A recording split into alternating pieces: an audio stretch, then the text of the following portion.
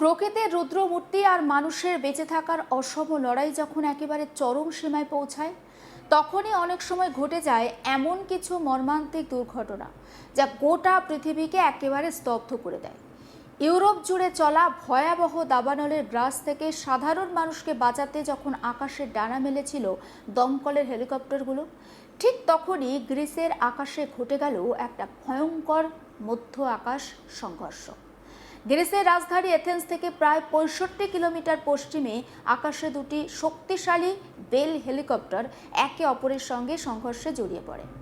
চোখের পলকে ঘটে যাওয়া এই ভয়াবহ দুর্ঘটনায় প্রাণ হারিয়েছেন দুই অভিজ্ঞ ক্রু সদস্য, যাদের মধ্যে একজন ডেনমার্কের পাইলট আর অন্যজন গ্রিক ফায়ার সার্ভিসের লিয়াজো অফিসার। মৃত্যুর মুখ থেকে অলৌকিকভাবে বেঁচে ফিরেছেন এক ব্রিটিশ পাইলট এবং অপর এক গ্রিক সমন্বয়ক। জলবায়ু পরিবর্তনের জেরে গোটা ইউরোপ যখন পুড়ছে দাবানলের গ্রাসে, ঠিক তখনই এই আকাশ মৃত্যুর ঘটনা আন্তর্জাতিক মহলে গভীর শোক এবং চাঞ্চল্যের সৃষ্টি করেছে। ঘটনার বিস্তারিত বিবরণে জানা যায়, গ্রিসে এই সপ্তাহের ভয়ঙ্কর দাবানল নিয়ন্ত্রণে আনতে এবং হাজার হাজার মানুষকে নিরাপদ স্থানে সরিয়ে নিতে একেবারে যুদ্ধকালীন তৎপরতা শুরু হয়েছিল। অ্যাটিকা বয়োটিয়া সীমান্ত লাগোয়া এক বিশাল বিধ্বংসী দাবানলকে নিয়ন্ত্রণে আনতে আকাশে চক্কর কাটছিল বেশ কয়েকটি অগ্নি নির্বাপক হেলিকপ্টার। অস্ট্রেলিয়ার বেশ কয়েকটি বেসামরিক সংস্থা যেমন ম্যাকডারমট অ্যাভিয়েশনের কাছ থেকে লিজ নেওয়া দুটি বেল হেলিকপ্টার এই অভিযানে অংশ নিয়েছিল। রবিবার ২রা অগস্ট রুটিন মাফিক জল ছেটানোর কাজের সময় আচমকা ঘটে যায় এই দুর্ঘটনা। আকাশে ওড়ার সময় একটি কপ্টারের সজোরে ধাক্কা মারে অন্য একটি কপ্টারের মোটরে। ধাক্কার অভিঘাতের সঙ্গে সঙ্গে একটি হেলিকপ্টারে ভয়াবহ বিস্ফোরণ হয়, ফেটে যায় সেটি এবং আগুন ধরে গিয়ে একেবারে সরাসরি গভীর খাদে আছড়ে পড়ে চুরমার হয়। ছবি দেখতে পাচ্ছেন আপনারা।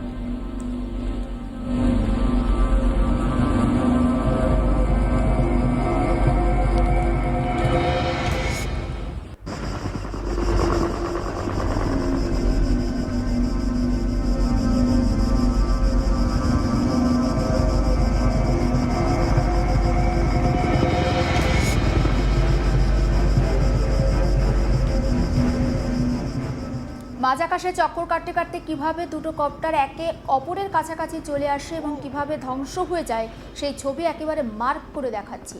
আর অপর হেলিকপ্টারটি মারাত্মকভাবে ক্ষতিগ্রস্ত হলেও কোনো মতে একটি কম গাছপালাযুক্ত এলাকাতে জরুরি অবতরণ করতে সক্ষম হয়। সঙ্গে সঙ্গে শুরু হয়েছে যুদ্ধকালীন তৎপরতায় উদ্ধার কাজ। যে দ্বিতীয় কপ্টারটি জরুরি অবতরণ করেছিল তার ভিতরে থাকা দুই ক্রু সদস্য, একজন ছিলেন ব্রিটিশ পাইলট, একজন ছিলেন গ্রিক ফায়ার সার্ভিসের সমন্বয়ক। তারা সামান্য আঘাত পেলেও অলৌকিকভাবে প্রাণে বেঁচে যান তারা। তাদের দুজনকে সম্পূর্ণ সচেতন অবস্থায় উদ্ধার করে দ্রুত স্থানীয় হাসপাতালে ভর্তি করা হয় এবং নিরাপত্তার স্বার্থে ২৪ ঘন্টা তাদেরকে পর্যবেক্ষণে রাখা হচ্ছে। সিভিল প্রোটেকশন মন্ত্রকের এক বিশ্বস্ত সূত্র বলছে যে এই বেঁচে যাওয়া ব্রিটিশ পাইলট মূলত দাবানলের মরশুমের জন্যই কিন্তু চুক্তিবদ্ধ একজন প্রাইভেট পাইলট ছিলেন। তিনি আমেরিকায় এবং গ্রিস সরকারের মধ্যে কোনো আনুষ্ঠানিক সামরিক বা সরকারি প্রোটোকল আদান প্রদানের অংশ ছিলেন না, বরং ব্যক্তিগত চুক্তির ভিত্তিতে ওই উদ্ধার কাজে তিনি যুক্ত হয়েছিলেন। অন্যদিকে দুর্ঘটনার শিকার প্রথম হেলিকপ্টারটিতে থাকা দুই ক্রু সদস্যকে যখন উদ্ধার করা হয় তখন তারা সম্পূর্ণ অচেতন ছিলেন। পরবর্তীতে চিকিৎসকরা তাদেরকে মৃত বলে ঘোষণা করেন। নিহত দুই কর্মীর একজন ডেনমার্কের দক্ষ পাইলট আর অপরজন গ্রিক ফায়ার সার্ভিসের দায়িত্বপ্রাপ্ত কর্মকর্তা। এই মর্মান্তিক দুর্ঘটনার খবর প্রকাশ্যে আসার পরই গ্রিসের প্রধানমন্ত্রী কিয়াকোস মিৎসোটাকিস গভীর শোক প্রকাশ করেছেন। সোশ্যাল মিডিয়া প্ল্যাটফর্ম এক্সে তিনি একটি বার্তা দিয়েছেন এবং সেখানে গ্রিক সমন্বয়ক আর ডেনমার্কের পাইলটের মৃত্যুতে নিজের গভীর বেদনা শোক ব্যক্ত করেছেন। তিনি বলেন, এই দুই কর্মীর অকাল প্রয়াণ আমাদের সবাইকে চরম শোকে ভাসিয়ে দিয়েছে। পাশাপাশি তিনি নিহতদের শোকসমুক্ত পরিবারের প্রতি সমবেদনা জানিয়েছেন। এই দুর্ঘটনার পরে প্রোটোকল মেনে গ্রিসের সমস্ত বেল হেলিকপ্টারকে সাময়িকভাবে একেবারে গ্রাউন্ডেড করা হয়েছে বা বসিয়ে দেওয়া হয়েছে। সিভিল প্রোটেকশন মন্ত্রক জানিয়েছে, পরবর্তী নির্দেশ না আসা পর্যন্ত এই মডেলের কোনো কপ্টার আর আকাশে উড়বে না। এদিকে একেবারে ম্যাকডারমন্ট অ্যাভিয়েশনের প্রতিষ্ঠাতা আর প্রেসিডেন্ট জন ম্যাকডারমন্ট এক বিবৃতিতে গভীর শোক প্রকাশ করে জানিয়েছেন, এই মর্মান্তিক দুর্ঘটনায় ক্ষতিগ্রস্ত পরিবার এবং বন্ধুদের পাশে রয়েছে তার সংস্থা। ঘটনার প্রকৃত কারণ অনুসন্ধানে সংশ্লিষ্ট সমস্ত সরকারি কর্তৃপক্ষের সঙ্গে তারা সম্পূর্ণ সহযোগিতা করছেন বলেও তিনি আশ্বাস দিয়েছেন।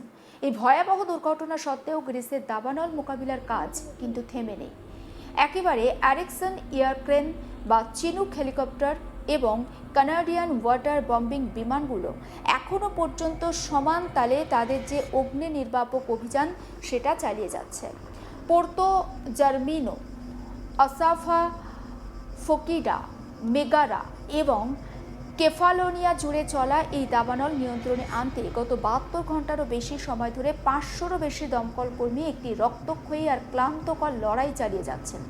স্থানীয় সংবাদ মাধ্যম এই পরিস্থিতিকে অভিহিত করেছে টাইটানিক যুদ্ধ হিসাবে। গ্রিস ছাড়াও চলতি সপ্তাহে ফ্রান্স আর স্পেনের মতো ইউরোপের অন্যান্য দেশেও কিন্তু বিধ্বংসী দাবানল দেখা গিয়েছে।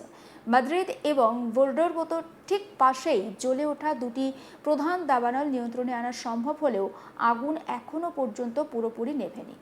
তবে ইতিমধ্যে প্রায় 3 লক্ষ মানুষকে সব মিলিয়ে নিরাপদ জায়গায় সরিয়ে নিয়ে যাওয়া সম্ভব হয়েছে।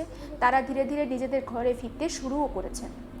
বিজ্ঞানীরা বলছেন যে বেশিরভাগ দাবানলের সূত্রপাত হয় মানুষের অবহেলা আর ইচ্ছাকৃতভাবে ভুলের কারণে।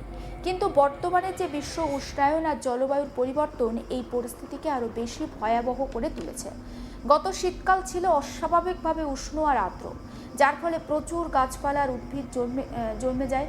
কিন্তু পরবর্তীকালে লাগাতার তীব্র তাপপ্রবাহ সেই সমস্ত গাছপালাকে শুকিয়ে দেয় এবং একটা শুকনো কাঠে পরিণত করে, যা পরবর্তীকালে দাবানলের জন্য একটা উৎকৃষ্ট জ্বালানির কাজ করে।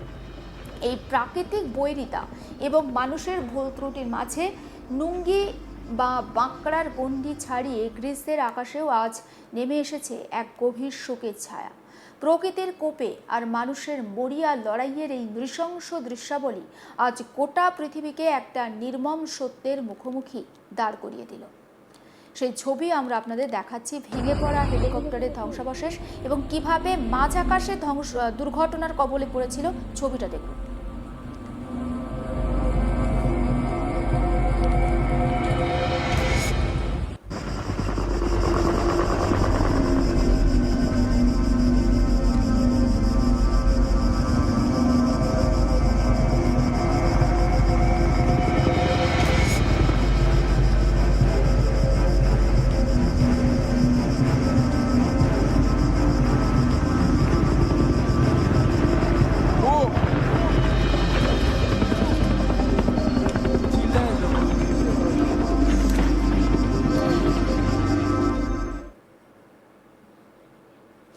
এবং সেই ছবিটা দেখলেন এবং ছবিটা এই মুহূর্তে যে ছবি আপনারা দেখতে পাচ্ছেন যে একটি হেলিকপ্টার যেটি ভেঙে পড়েছিল তার ধ্বংসাবশেষের ছবি দেখাচ্ছি এবং এই হেলিকপ্টারে যে 2 জন সদস্য ছিলেন তাদের কিন্তু মৃত্যু হয়েছে। অপরদিকে অপর একটি কপ্টার, অর্থাৎ যে কপ্টারটি ধাক্কা মেরেছিল অপর কপ্টারের মোটরে, সেই কপ্টারটির যারা 2 জন ছিলেন তারা কিন্তু আহত অবস্থায় এই মুহূর্তে হাসপাতালে চিকিৎসাধীন রয়েছেন। সমস্ত আপডেট পৌঁছে দেবো আপনাদের কাছে। অবশ্যই আপনার নজর থাকুক আজ তাক বাংলায়। সাবস্ক্রাইব করতে ভুলবেন না।